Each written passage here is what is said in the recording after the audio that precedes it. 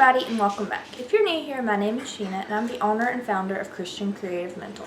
On my channel I talk about mental health and Bible journaling, or mental health and Christianity, but usually Bible journaling. So today I actually want to talk about a topic that is related to mental health, very close and dear to my heart, but very sensitive for a lot of people.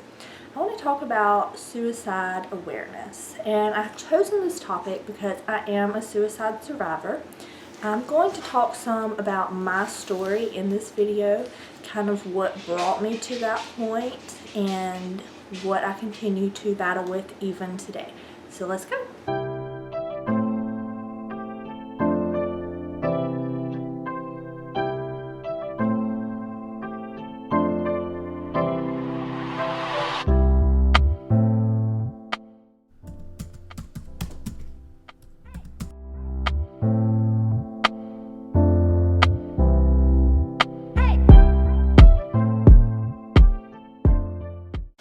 Hey guys, so I am kind of nervous to talk about today's topic. It's kind of a sensitive topic. On my channel I do talk about mental health and Christianity, so if that's something you're interested in seeing more of, I hope you'll hit the subscribe button, hit the little bell beside it so you don't miss any of my future uploads. So you may hear my dog like walking around. His nails are like super loud and we just have hardwood floors. You may hear some of my children. We've been gone swimming, just got home, so everybody's hungry, in and out of the kitchen, and my setup is actually in the dining room, so it's not too far from the kitchen. But I wanted to go ahead and get this video filmed so I could get it up for y'all and not miss another upload this week. So today we're going to talk about suicide awareness and some of the warning signs of suicide. I'm going to tell you a little bit about my story of attempting suicide and what brought me to that point, and yeah. So let's just start out, and I'm going to be looking at my phone talking about some of the suicide warning signs.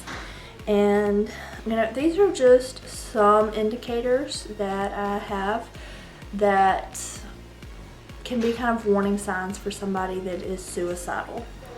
Looking for a way to kill oneself, talking about feeling hopeless or having no purpose, talking about feeling trapped or being in unbearable pain, talking about being a burden to others, increasing use of alcohol or drugs, acting anxious, agitated, or reckless, sleeping too little or too much, withdrawing or feeling isolated, showing rage or talking about seeking rage, and displaying extreme mood swings. Now, I will say the ones that I probably struggle with the most is feeling hopeless and having no purpose, having unbearable pain, sleeping too much. I don't want to say too little, like some nights I have a really hard time going to sleep, and insomnia is like a huge problem for me, but I've kind of got it under control, kind of not.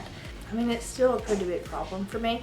So, I mean, you could say sleeping too little, but generally, I just don't sleep like the right hours of the day. I'll fall asleep at like 2 o'clock in the morning and not wake up until like 2 o'clock in the afternoon. Withdrawing or feeling isolated. During COVID, this is one that's been a lot harder for me.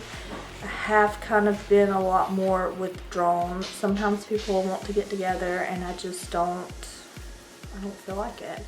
I don't feel up to it. I don't want to. It's just something that I'm just not in the mood to do. And that is something that a lot of times I have to push myself. I withdraw a good bit, and if I don't really push myself, then I will withdraw even more. My biggest problem though is unbearable pain, and for those that don't know, I also have fibromyalgia and chronic pain syndrome. I actually see a pain specialist, and this month I've scheduled to get an injection in my neck and injections in my hips. I have bursitis in my hips, and I have disc disease and arthritis in my neck. My shoulders bother me a lot, like my shoulder blades, but like right here, just right behind, it's just so much pain every day. And, you know, I thought it was from like looking down at my computer, looking down reading a book, looking down at my phone. But like today I haven't been looking down and I'm just hurting so bad. My shoulders have been popping.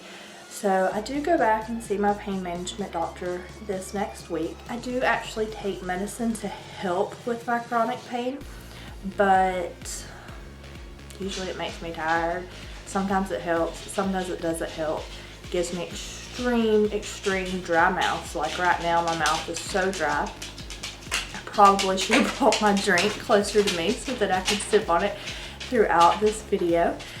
But let's talk about kind of what got me to the place of wanting to take my own life. It was January, it was 2 years ago. And my mom was very sick. She was in and out of the hospital, and any of you that don't know, my mother had schizophrenia, and she did not trust or believe anybody but me. That was really a big weight to carry, because anytime she had to go to the doctor, had to go into the hospital, she always needed me because she didn't trust what they were saying. I had just been diagnosed with fibromyalgia. I was having neuropathy pain all over my body. I mean, like my whole entire body just hurt so bad.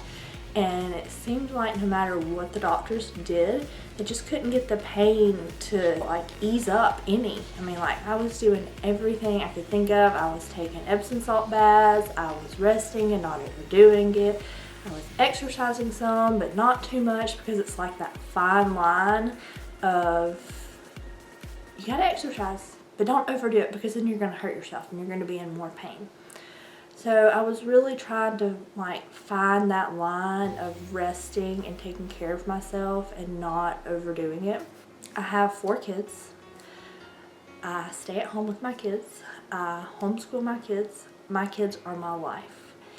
And they have always been my life. 3 of them are teenagers. And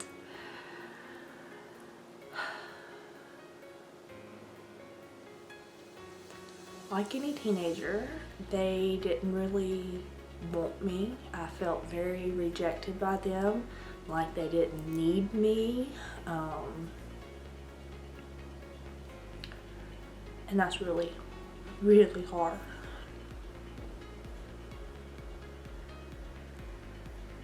Sorry guys, I did not mean to start crying on camera.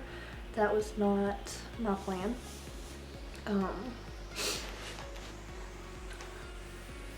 But they're not needing me made me feel like I had no purpose in life.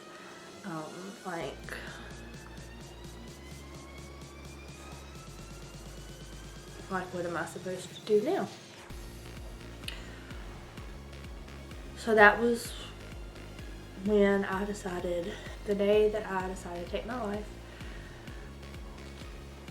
It was between Christmas and New Year's. 2 of my kids were gone. My other 2 kids, my oldest 2 kids had gone to spend the week with their dad. My youngest 2 kids had gone to stay with my in-laws, and I was supposed to have some time just to rest, take care of myself. And during that time I didn't get that. My mom needed me, so I was at the hospital. I really felt alone when I was at the hospital with my mom. My mom does have 1 other child.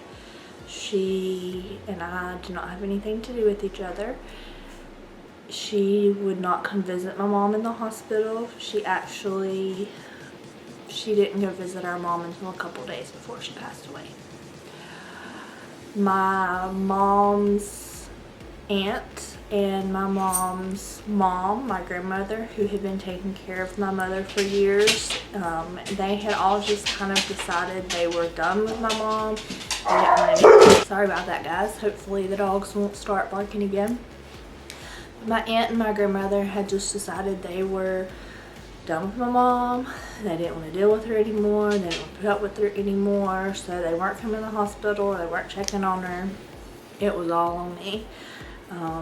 My mom smoked cigarettes like back to back to back. She was a chain smoker, and being in the hospital, you know, she couldn't have her cigarettes. She was diabetic. She did not eat a proper diet for her diabetes. She started having kidney failure, and so during my rest time, I was taking care of my mom instead of taking care of myself. And the day I decided to take my life, I had been at the hospital all day long with my mom. I think it was New Year's Eve. And my husband and youngest 2 kids were at the church playing games and stuff. I'm pretty sure it was New Year's Eve. Actually, I know it was New Year's Eve. I was supposed to be there with them. However, I had to be with my mother. So I went and took care of my mother. I had to get her out of the hospital, get her medicine, get her home, get her settled, get her fed, and just get her taken care of. It was like 9 o'clock by the time I got done with that. I went to the church. My best friend was there. She was going through some stuff. She was having a hard time. So I went home. And I don't remember what I texted my best friend and said, but I took a bunch of pills. It was not enough. I don't know, it was about 15 or 20 pills. And it was not enough to kill me. It did make me sleep for a couple of days. I remember the next day my best friend coming over to the house. She knew what I had done. I don't remember what I had texted her, but from whatever I had said in my text, when she woke up the next morning and found it, she knew what I had done. So she came over and sat with me some.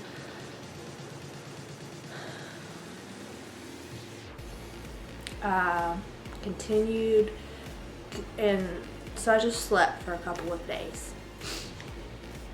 I continued going to therapy, going to see my psychiatrist, going to see my primary doctor, trying to get in because I needed to see a rheumatologist. So January was 2 years ago.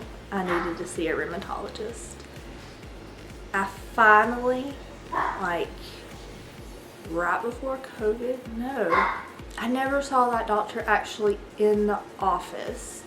I never got to see a rheumatologist until after COVID, and I had to do it over the telephone. I had a follow-up appointment to see her in August, and it was still telehealth. So I told them I was just going to cancel it because this appointment was so that I could meet with her in the office. So I still hadn't seen a rheumatologist.